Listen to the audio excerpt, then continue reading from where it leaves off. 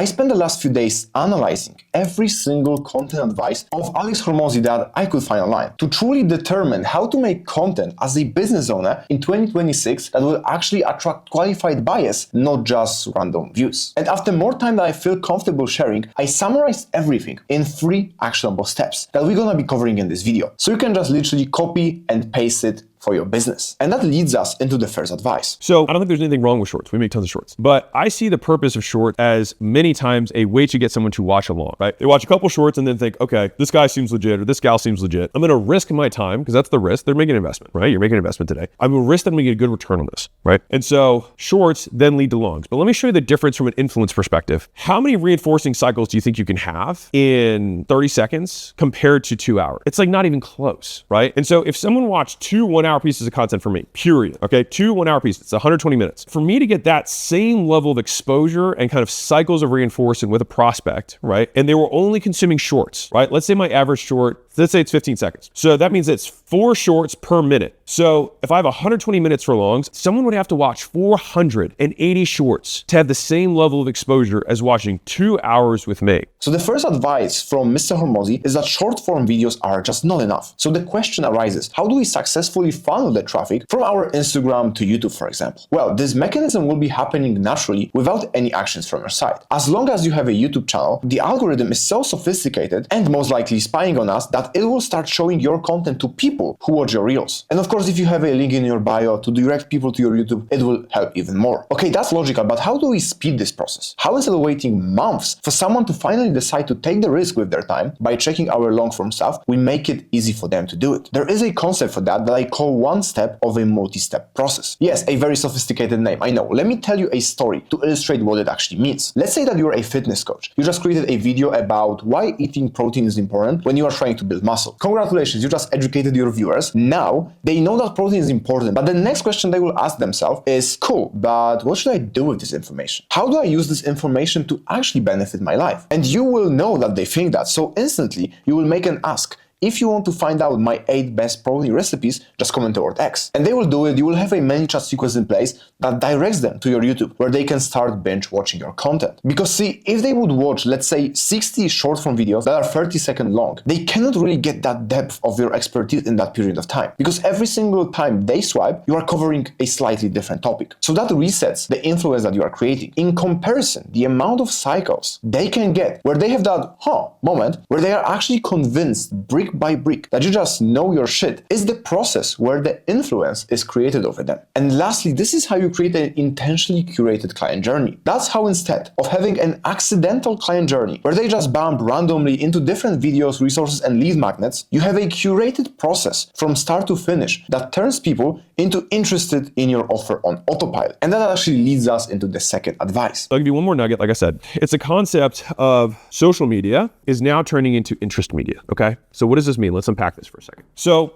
if you make content and you judge it by views, I think that's dumb, and I'll explain why. If I have a grandma in public come and just do a running slap and just slaps me across the face, that video will probably get views. But does it get the grandma views? No. Does it get me any more people who now believe more in my stuff? No. But what it will do is it will show it to people who are interested in humor, which is a lot of people, right? But those might not be your customers, and they probably aren't. So assuming you're not an entertainer and you are somebody who's a business person, if you're in business, whatever business you're at, e-commerce, SaaS, services, brick and mortar, doesn't matter. If you sell services to anyone, you're likely going to be an educator, not an entertainer, meaning you're trying to provide value to people to change their behavior in some way, and ideally changing the behavior that gets them to walk closer to you and buy stuff, okay? So what do I mean by social versus interest? If you want to attract the right avatar, make content for that avatar. That sounds so obvious and simple, and the thing is that no one does it, because here's the writer downer. The content is the targeting. Like, the algorithm is so good now, it knows what you're talking about. It knows it can literally judge your background. It judges what you're wearing. It judges who you are, and will display it to the people that they know have a history of watching content that is similar to that people find valuable. And so if you're making stuff about how to fix pianos because you're a piano repair guy, then you will find people who are trying to fix their pianos, right? Or maybe making a purchasing decision relative to pianos, and maybe they want to see which ones break the least or whatever. But if you're making that type of content, you might be like, man, I'm only getting 1,000 views a video. It's like, yeah, but the market of people who are buying pianos might be significantly smaller than the market of people who just want to be entertained or distracted. So it's not fair to compare your views against Mr. Beast's. It doesn't make any sense, right? And so if I were to think to myself, like, I have a room of 1,000 people that are going to watch this, and all of them are only interested in fixing pianos, that's a hell of an opportunity. Like Mr. Alex said, trying to go viral or chasing vanity metrics is a recipe for failure. And that's why you have all of those creators with multiple thousands of followers and millions of views struggling to pay rent. And at the same time, you hear about those people that average 500 views a video and make 6 or even 7 figures a month with them. And also, this is the reason why people like Jordan Welch or Iman Ghazi recently created those channels where they intentionally don't go viral. Instead, they make content for more sophisticated buyers that they try to attract for their high-ticket offers. Because just like Hormozi said, as long as you are not trying to sell a $9 course on how to get rich to 14-year-olds, you should completely ditch the concept of looking at views as a meaningful KPI. But does it mean that you just completely forget about all the best practices and you just randomly create thumbnails, titles, and the videos itself? No.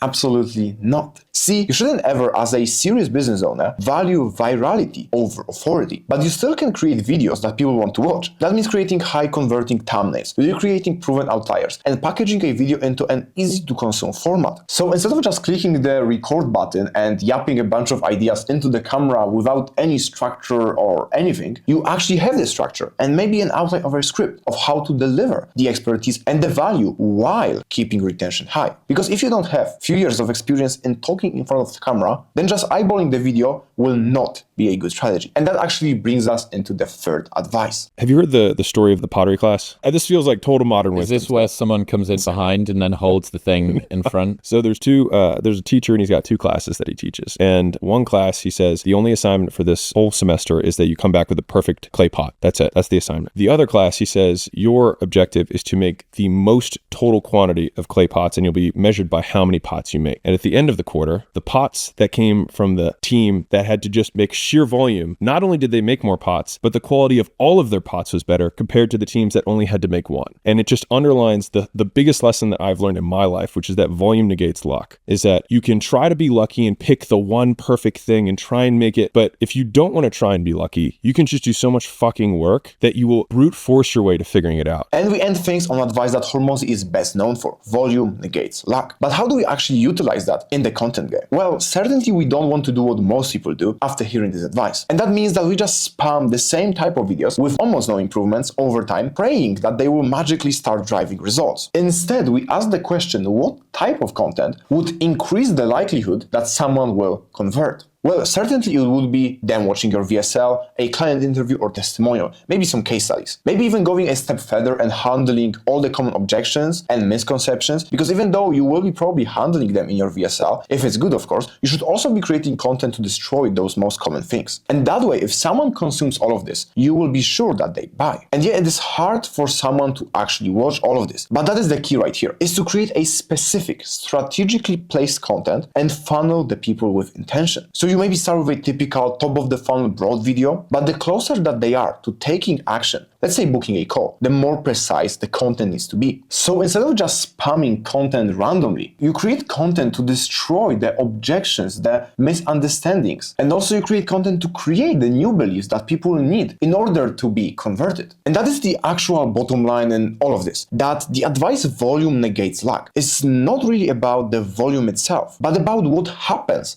between the reps. See, if you think about someone like Kobe, he didn't just go on the court to randomly throw the ball, but he had a goal in mind. How do I maximize the chance that every single time where I throw the ball, it lands in the net? That was the key, because repetition without feedback, without the data about did the ball hit the net is crucial. You cannot improve. And in business, in content creation, it is the same. You cannot improve what you cannot count. So that's why you should be intentionally creating content in regards to your goal. And in your case, your goal is not to maximize the amount of videos, but to maximize sales so you can maximize cash in your bank account. And yes, of course, volume helps with that, certainly, but you need to have a target in mind and a clear outlined process of what metrics are key. And only then the game becomes about the repetition, about the volume. Without it, you will be just constantly going over and over in the same loop, having the same mid results. And that is it. That's how you create content as a business owner in 2026. And if you enjoyed this video, then you will definitely enjoy this one. It's a full breakdown of how he created a content ecosystem for a business owner that generated him $208,000 in 90 days. So make sure to check it out, and I will see you in the next one.